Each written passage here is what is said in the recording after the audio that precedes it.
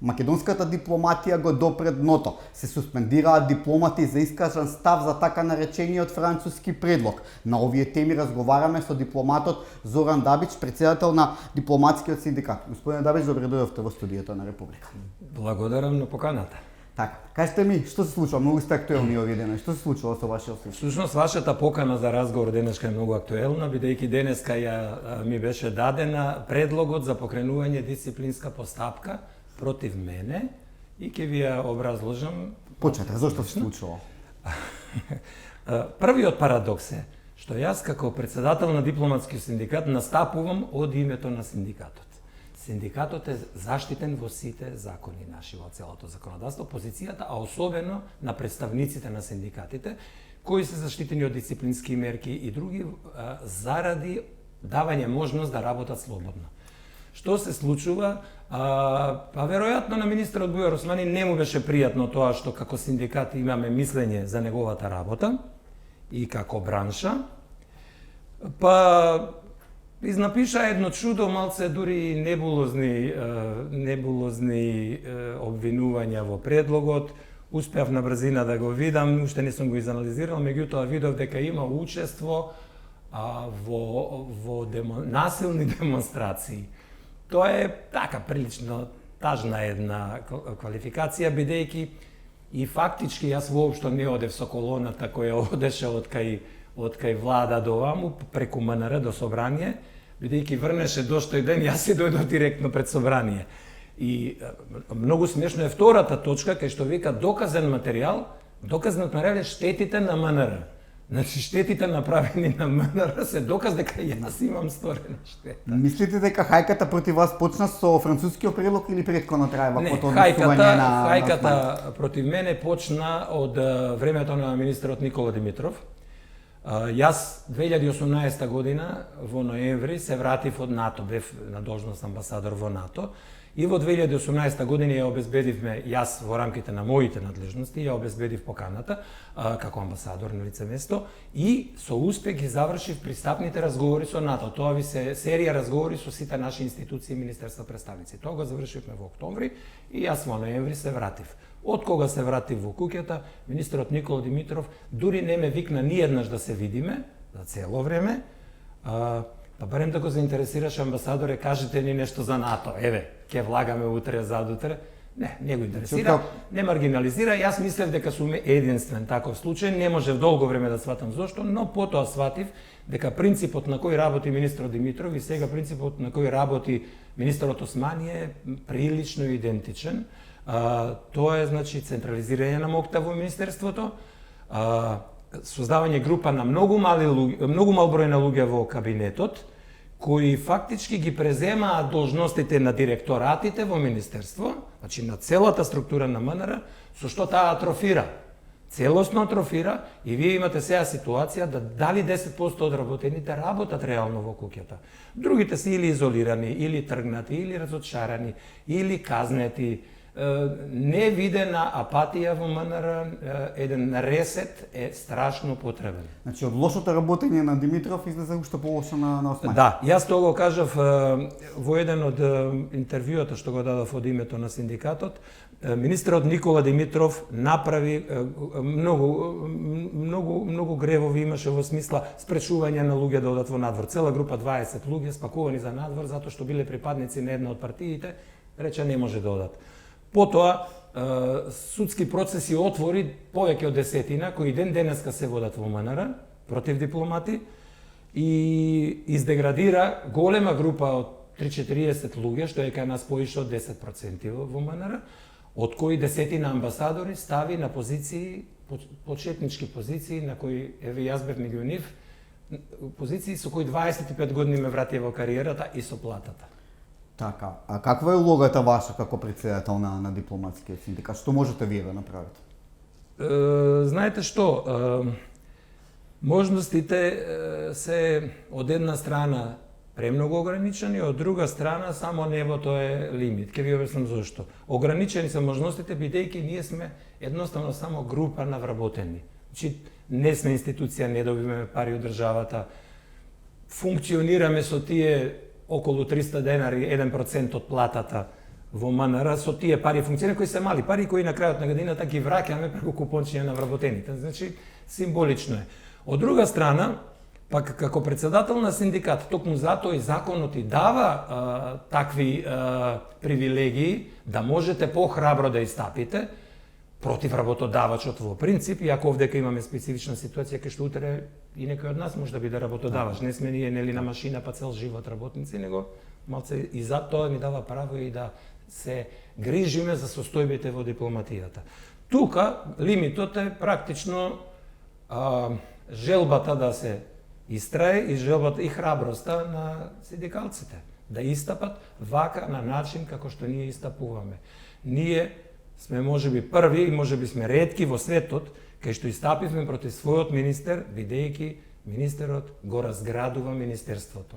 Прописите, актуелните прописи го штитат министерството. Ние сме на линија на министерството. Значи стално викаме да се врати сјајот на министерството. Ова министерство е добро. Вчера зборевме дека ова министерство 140 признавања направило, оваа дипломатска служба, дека направило прием во многу меѓународни организации, ја мапирала Македонија на светска политичка мапа.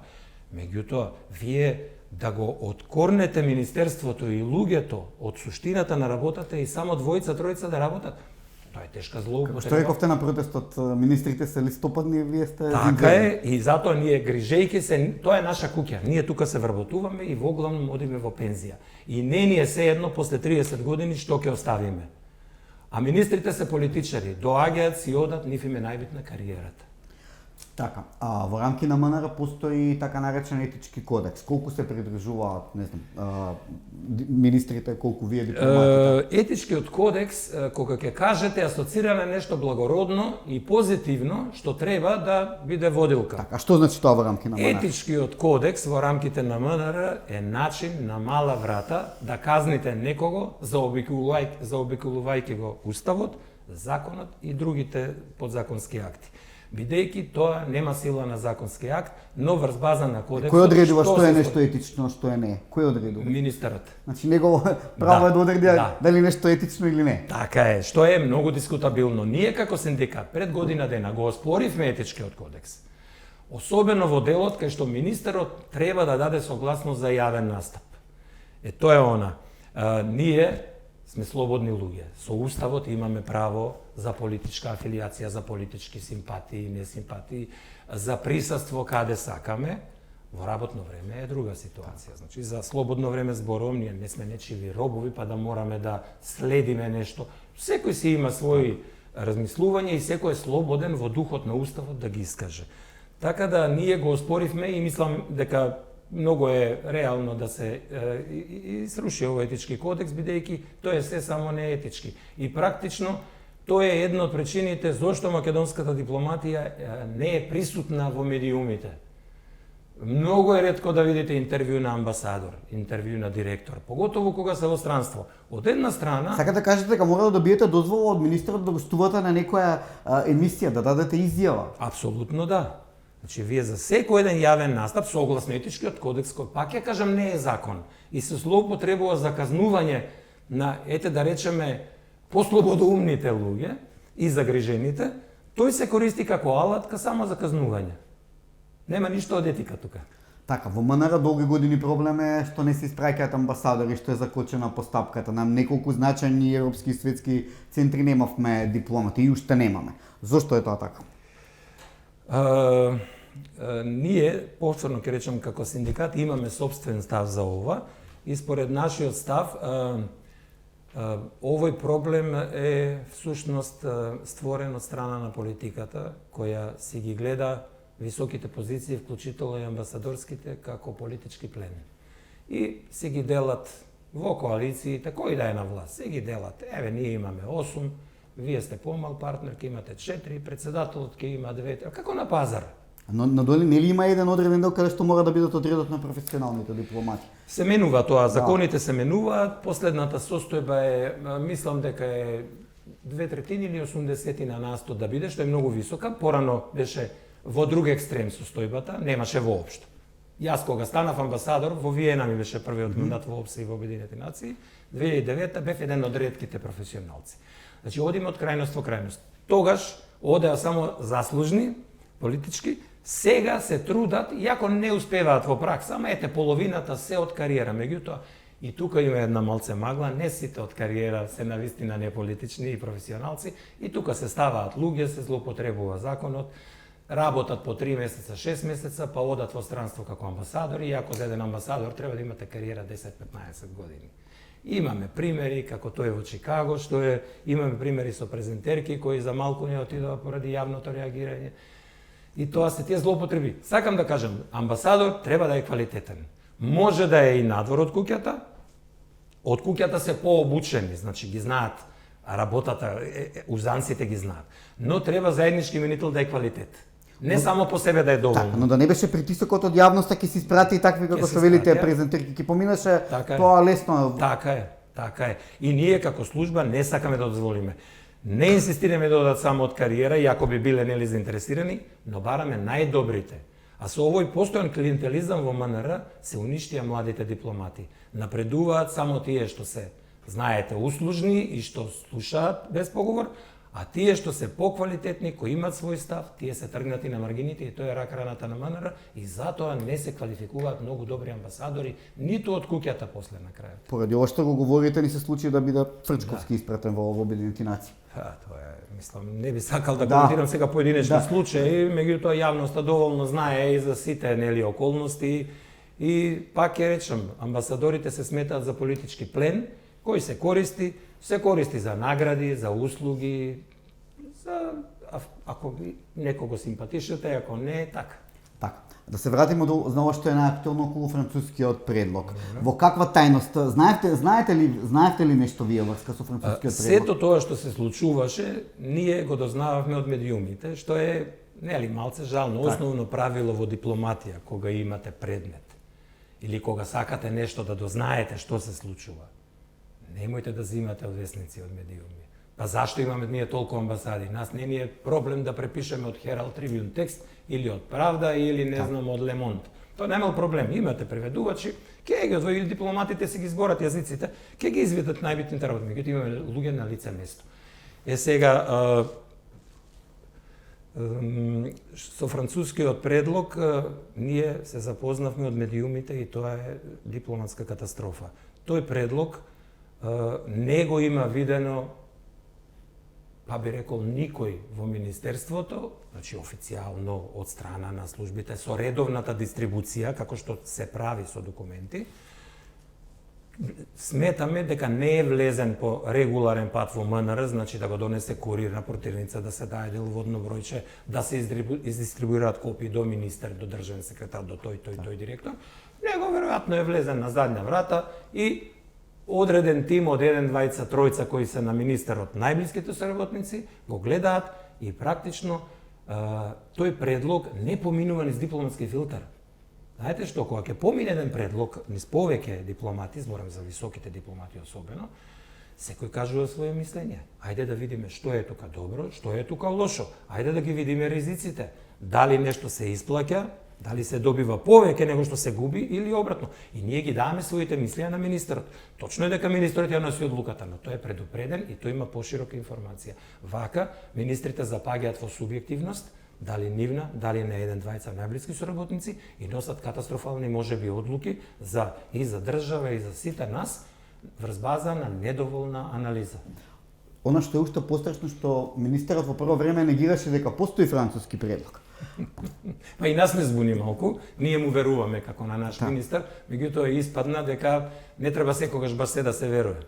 Од друга страна, не само што постоел француски предлог, туку специјален представник на председателот Макрон со месеци одел во Скопје и во Софија да го договара предлогот. Така е, па добро, тука вие медиумите ускочивте и многу работи отворивте. Господин Дабич, да не се лажеме, Франција е сериозна држава. Сигурно нема да си дозволат предлог што не е испеглан од двете страни да го објават. Основно правило во дипломатијата е кога сте председавач на нешто или сте во состојба да раководите со некои процеси, претходно да ги издоговорите процесите. Значи, никој пат предлог непроверен во дипломатија не се става на маса, бидејќи тој што го става на маса го рискира својот кредибилитет.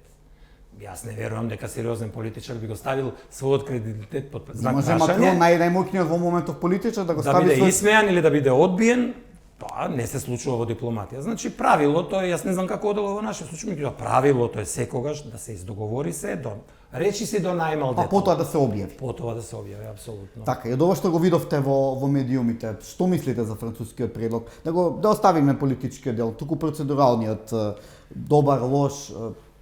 Па, видете, јас како дипломат повеќе би бил задолжен за техниката на неговото, анализирање, оценување и така, меѓутоа ние тоа ја изгубивме таа можност. Она што можам да го видам од експертите звучи страшно.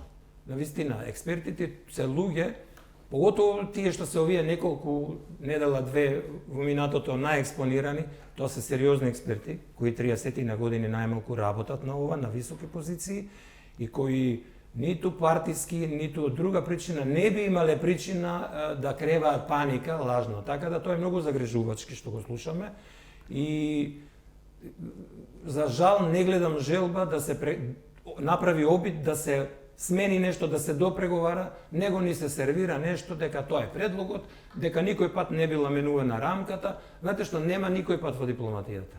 Ако за мене за преговарачката рамка, така? Да, никој пат за мене не било нешто готово. Готово е кога го исклесате во камен, али се додека не е објавено, додека не е подпишано, додека не е официализирано, а до последниот состанок има можност за точки, заперки, менување. Така да има шанса, има. До каде оди релативизирањето?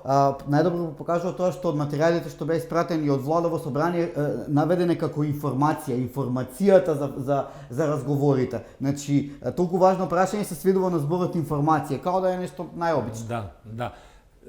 Знаете што, ова е документ од дипломатски карактер кој се преговара. Што ме преговори, тука имате дипломатија. Таква класификација како информација навистина не гледам дека е соодветна. Така.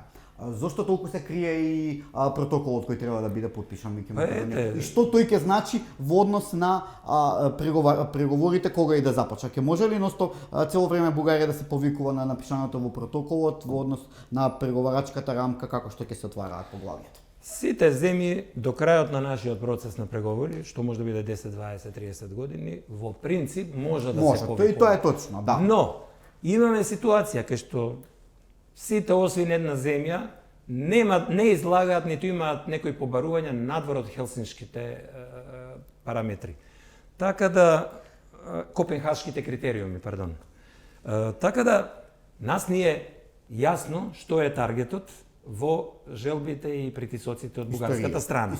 Значи, дипломатски гледано, може последниот ден, после 23 години, пред подпишување, пред давање, покана за членство, да речеме завршување на разговорите, една од точките, нека е тоа Гоце Делчев, нека е што било, бугарската страна да каже, ние не се согласуваме и работата ќе застане тука пак. Значи, цело време сме ставени под континуирано надзор и континуирана можност за спречување и за запирање. Па видовте што значи тоа вчера, кога дојде една опомена за нашиот председател во врска со Самбраке. Тоа беше страшно. А тоа ќе ни се случува во следниот период за се.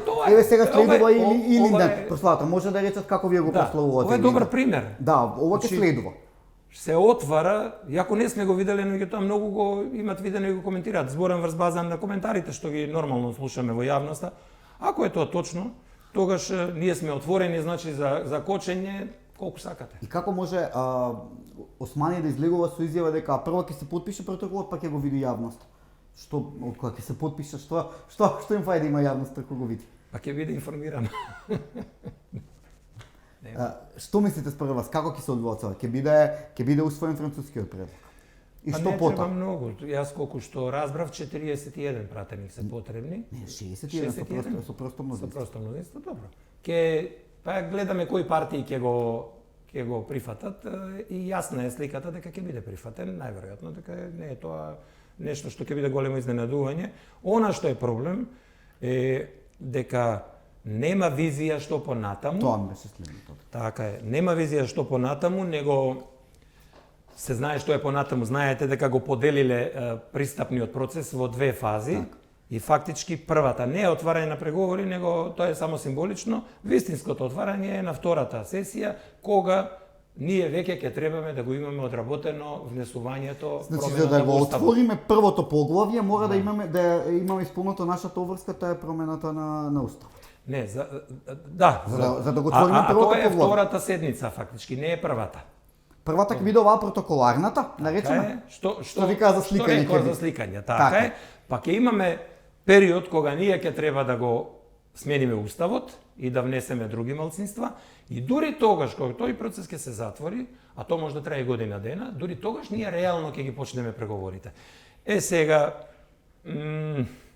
како тоа ќе иде со мнозинство, тоа знаете за тоа дека е потребно квалификувано мнозинство, односно 81 пратеник. Политичките партии, некои од нив најавуваа дека нема да го прифатат тоа.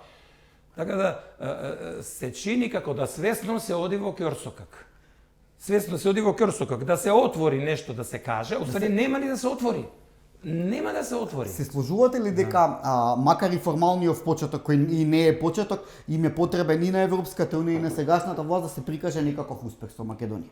Да, па секогаш во политиката е така, знаете, земите сака да покажат успехи. Често пати, тоа сум бил сведок илјадници пати, кога дури некои козметички промени се прават, за да се покаже дека е, затоа се и тие заткулисни преговори, за да се покаже дека или некој победил, или дека двете страни победиле, па имате ракување, имате сликање, а во суштина не секогаш работите се решаваат како што треба. Сака ли Европската унија вистински да го види Балканот во Европска унија, па макар и некој подалечна унија, или нашата реалност е така наречената втора лига НЕУ, како што ја најави председателот Макрон? Па, ова идеја за Европска унија во повеќе кругови не е нова и не е на Макрон. Има разни варијации на истата идеја. Тоа представи е најсериозно до сега. Тоа. Европа имате во повеќе брзини, во различни кругови. Европската унија се менува и еволуира. Значи, Европската унија не е сега иста како што беше 49 година. Европската унија расте. Се развива.